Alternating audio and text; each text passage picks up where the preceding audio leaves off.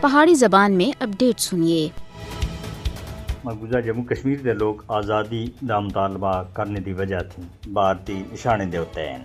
بھارت کی قابض حکومت ادھر آزادی پسنداں دے ہوتے اس ویلے تک مختلف ہتھ کنڈے اور حربے استعمال کر چکی ہے، لیکن اپنے ہر ایک ناپاک ارادے وچ بری طرح ناکام ہو چکی ہے۔ اسی واسطے کشمیریوں کو معاشی طور دے ہوتے کمزور کرنے اور انہاں کو تحریک آزادی کشمیر سے دور رکھنے دے واسطے کشمیریوں دی جائیداداں اور املاک کو مسلسل ضبط کیتا جا رہا ہے۔ کشمیریوں دی املاک ضبط کرنا، انہاں کو نوکریاں تھی برطرف کرنا اور انہاں دی شناخت کو ختم کرنا بھارتی بخلاٹ کو ظاہر کرتا ہے۔ بھارت کشمیریوں دی زمینہ اور جائیداد کو ضبط کر کے انہاں دی شناخت کو ختم کرنا چاہتا ہے۔ مقبوضہ جموں کشمیر کے اندر اپنے قبضے کو اور زیادہ مضبوط کرنا چاہتا ہے۔ مقبوضہ جموں کشمیر وچ اپنے آبادکار نو آبادیاتی منصوبے کو بڑی تیزی دینا آگے بتایا جا رہا ہے۔ مودی دی حکومت کشمیریوں دے آزادی دے عزم کو توڑنے دے واسطے انہاں دی جائیداداں ضبط کر رہی ہے۔ بھارتی پولیس سن جمعرات کو ضلع بارہمولہ وچ مزید 5 کشمیریوں دی جائیداداں ضبط کر کے دیا ہیں۔ کشمیری آزادی دے حامی کارکناں اور تنظیماں دی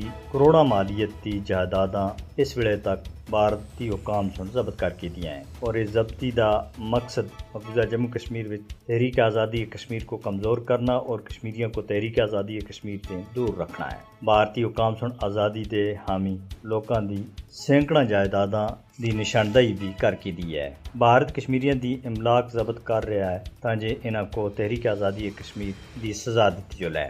نوئی دہلی کشمیریوں کو انہاں دی زمینہ جائیداداں اور نوکریاں تھی محروم کرنے دے ہوتے بزد ہے۔ جائیداداں دی مسماری اور غیر قانونی ضبطیاں بھارت کی منظم آبادکاری نو آبادیاتی مہم دا حصہ ہے۔ بھارتی سازشاں کشمیریوں کو آزادی دی جدوجہد تھے کسی بھی صورت میں نہ اس سے پہلا باز رکھ سکیاں اور نہ آئندہ باز رکھ سکسن، لہذا مودی حکومت تے آبادکار نو آبادیاتی منصوبے کو روکنے دے واسطے انصاف پسند دنیا کو اگے آنا ہو سی۔